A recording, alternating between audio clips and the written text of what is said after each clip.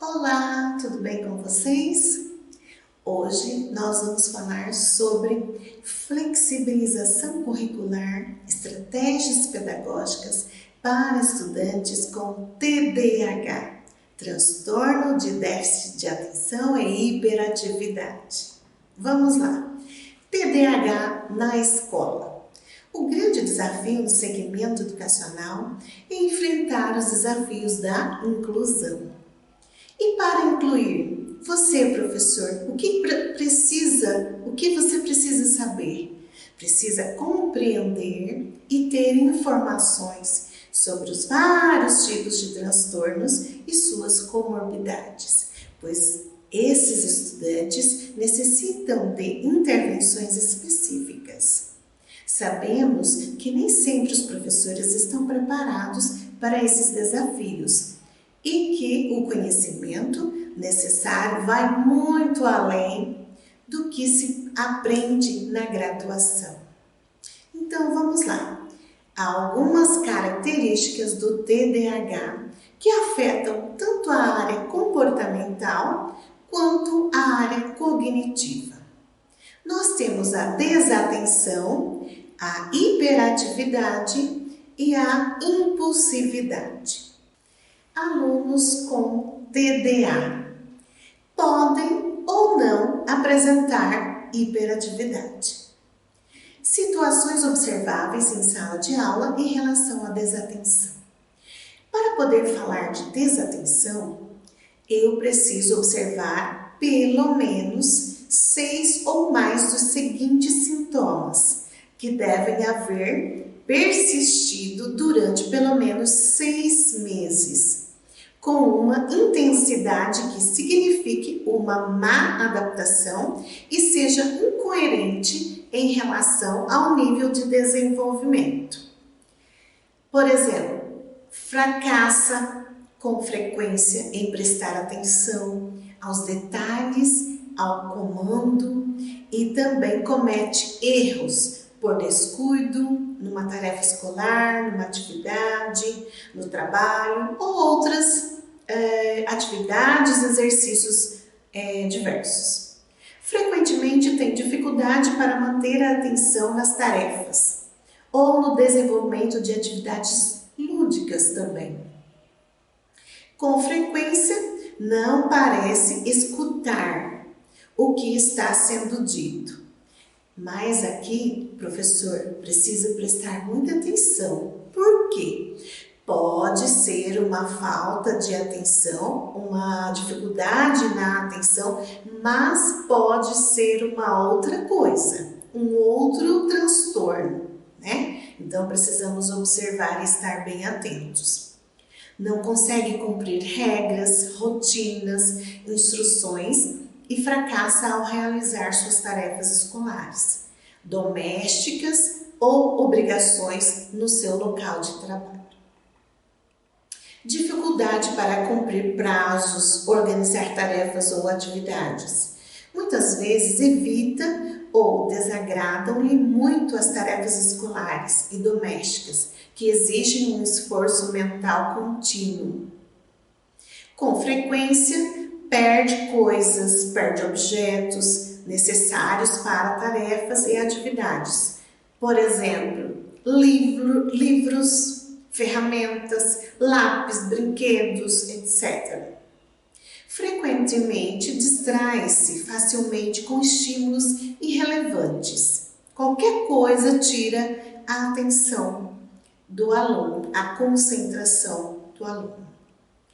Muitos alunos com TDAH são só desatentos, introspectivos, tímidos, já sofreram bullying, intimidações, ameaças, agressões, maus tratos e ações de outras crianças à sua volta. Para poder falar de hiperatividade e impulsividade, 6 ou mais dos seguintes sintomas, eles precisam ser apresentados persistidos, pelo menos uns 6 meses, e ter provocado uma má adaptação incoerente com o nível de desenvolvimento do estudante. Levanta-se da cadeira na sala de aula ou em outras situações nas quais se espera que permaneça sentado. Com frequência corre ou escala excessivamente em situações inapropriadas. Esta conduta no adolescente ou adulto pode se limitar a sentimentos subjetivos de impaciência. Então, precisamos estar atentos e as observações bem pontuais.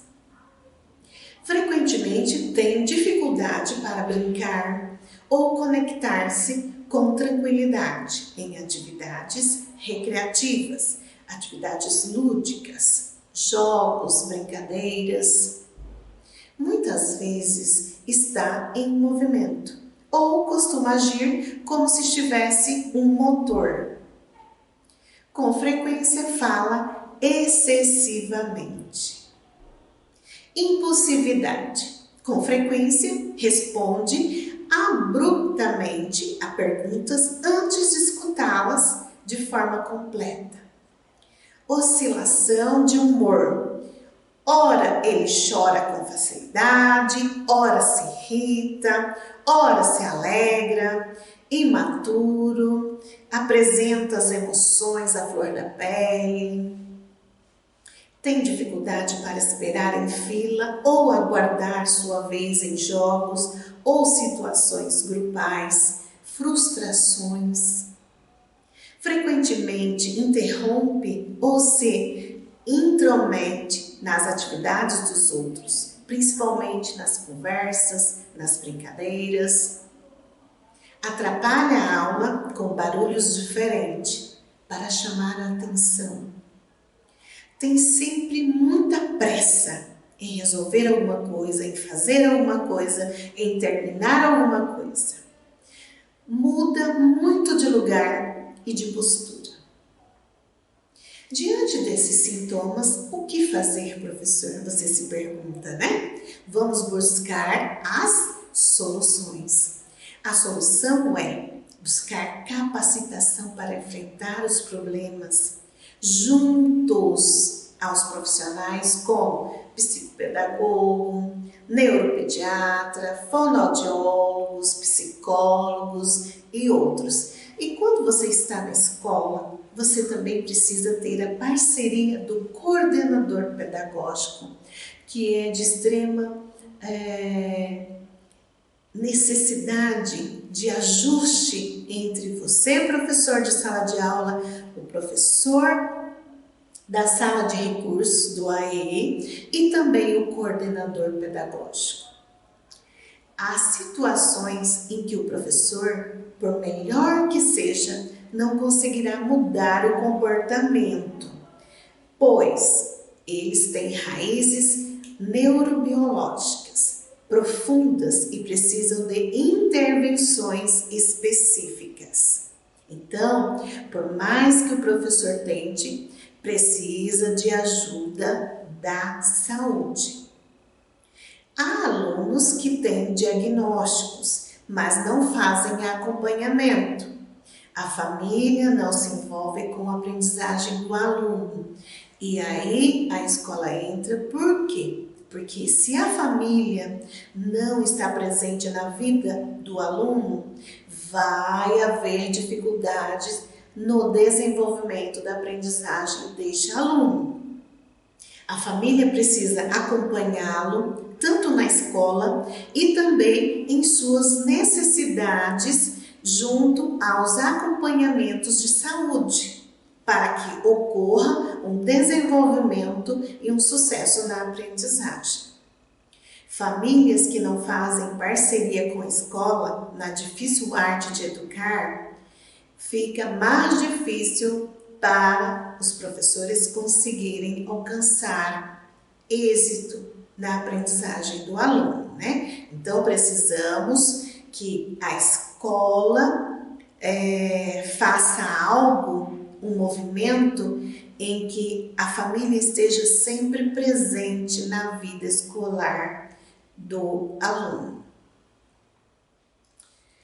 A comunidade unidade escolar deve conhecer melhor esse aluno, abordar com diálogo afetuoso, olho no olho, ajudá-lo perguntando e compreendendo como ele escuta, como ele compreende, de que forma ele aprende, né? Como ele estuda em casa, qual é a forma mais fácil que consegue aprender, qual que é o estilo de aprendizagem, é visual? Você gosta de figuras? É auditivo? Você gosta de escutar? É sinestésico? Você gosta de tocar? Você precisa tocar para você aprender melhor?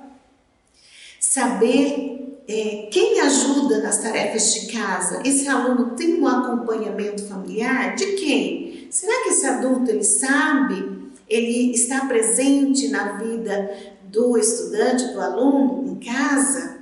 E como se dá essas ajudas nas tarefas? Elas são prazerosas? Essa pessoa tem paciência em ensiná-lo? Essa pessoa sabe? Ela é alfabetizada? Então, partir das coisas também significativas para o seu aluno. Como se aprende? Eis a questão. Eu sei como eu aprendo. E você, professor? Você sabe como você aprende? Sabemos que quando estamos elaborando os nossos próprios conceitos e nossas opiniões, percebemos que transformamos as informações em conhecimentos. E isso acontece durante toda a nossa vida. Quais os mecanismos que utilizo para aprender? Você. Quais os mecanismos você utiliza para aprender? Você já parou para pensar nisso?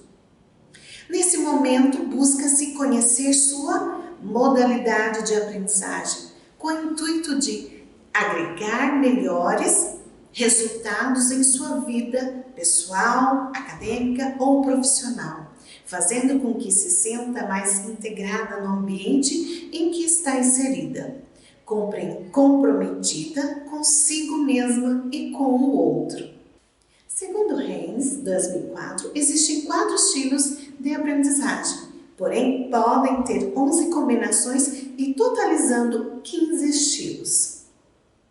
É importante para alunos e professores conhecerem seus respectivos estilos. Na elaboração do planejamento das aulas, é imprescindível uma atenção considerável às características dos estilos de aprendizagem.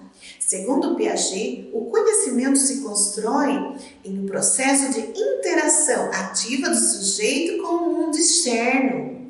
A priori, é a partir das reflexões, dos reflexos inatos, baseados na ação do sujeito sobre o meio social e físico, quando inicia a construção das estruturas de pensamento.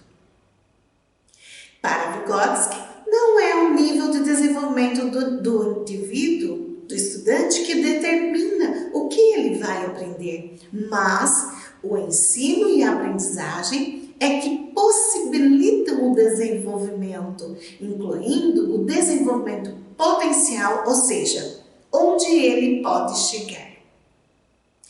A zona do desenvolvimento real e a zona do desenvolvimento proximal. Nessa perspectiva, aprender é fazer conexões entre as informações, significando-as a partir da realidade significativa, transformando-as em conhecimento. Estilos de aprendizagem: visual, auditivo ou sinestésico. Visual, capacidade de lembrar do que vê e prefere instruções escritas. É leitor visual que gosta de ler em silêncio, assistir a filmes em vídeo.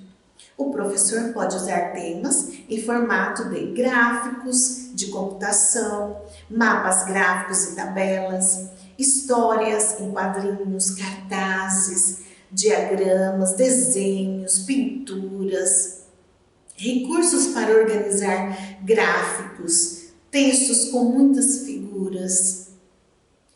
Estímulo auditivo, capacidade de se lembrar do que ouve e prefere instruções orais. Aprende ouvindo e falando, gosta de conversar e entrevistar. Leitor fonético. O professor pode usar temas em formato de entrevistas, pode usar debates, depoimentos, livro falado, o audiobook, né? Pode ser muito útil aqui. Participação em um painel de discussão com ou sem material escrito. Apresentação de relatórios oralmente. Estilo sinestésico. Aprende tocando e manipulando objetos. Necessidade de envolver o corpo todo na aprendizagem. Lembra melhor do conteúdo das aulas se ele expressar em ações. O professor pode usar o tema no formato de jogos, que envolve o corpo todo, danças, né, atividades de movimentos, instruções orais ou escritas para o aluno fazer alguma atividade concreta, experimentos prontos ou a fazer realizado pelo aluno, desenho pronto ou realizado pelo aluno. Estilos artísticos.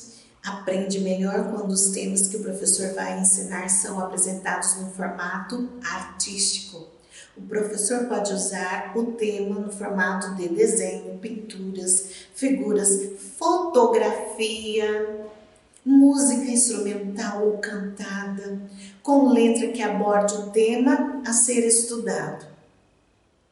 Pode-se usar também a poesia, o poema, dança ou jogos através dos quais o tema possa ser focalizado, um breve trecho selecionado de um filme, de uma música, um breve vídeo filmado pelo próprio professor ou pelos alunos, modelos tridimensionais.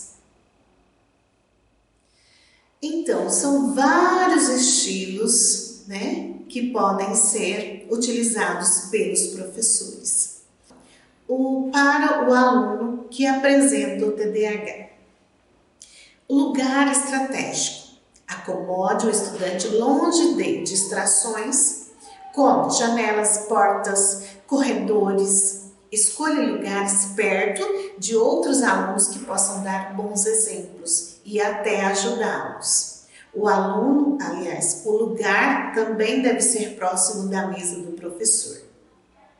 Para manter a atenção, use a criatividade contextualizando o assunto para que o aluno consiga identificar a sua importância. Abuse de gráficos, sinais auditivos, técnicas de questionamentos orais. Em atividades de avaliação, evite enunciados complexos e longos. Use melodias e ritmos, sinais, elogios e reforço para períodos de transição.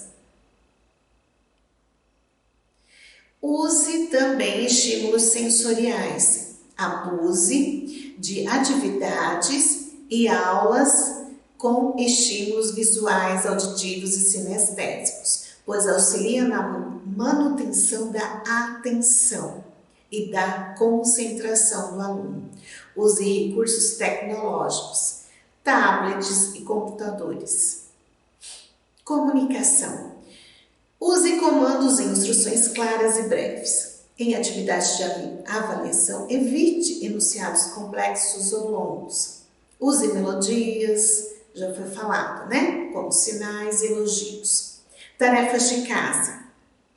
Para garantir que o aluno faça a tarefa completa, divida em blocos, deixando por último a de sua preferência.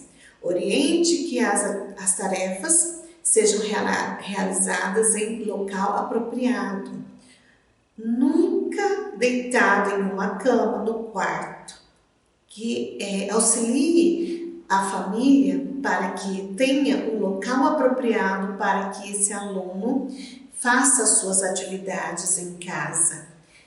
Programe uma rotina diária para os estudos, para a leitura, para fazer essas atividades em casa. Incentive o esporte. Atividades físicas são excelentes para ensinar o aluno a controlar a sua impulsividade. Muitos alunos encontram nestas atividades uma oportunidade para se destacar, levando a autoestima abalada por notas baixas e rendimentos inferiores em sala de aula. Tem alguns alunos também que apresentam dislexia e que precisam de medidas mais adequadas e profissionais especializados. Além dele ter o TDAH, ele também apresenta a dislexia como comorbidade. E também nós temos alguns alunos com TDAH que apresentam a deficiência intelectual e também nós temos alguns alunos que apresentam o TDAH e também o TEA. Vai frequentar sala de recursos, a sala do AEE e atividades e acompanhamentos diversos. E aqui nós temos um pensamento para você, professor, de Jean Piaget. Professor, não é o que ensina, mas o que desperta no aluno a vontade de aprender. Então, é com esse intuito que nós estamos aqui, para levar o nosso aluno a gostar de aprender, a sentir prazer em aprender. Muito obrigada a todos e até a próxima aula.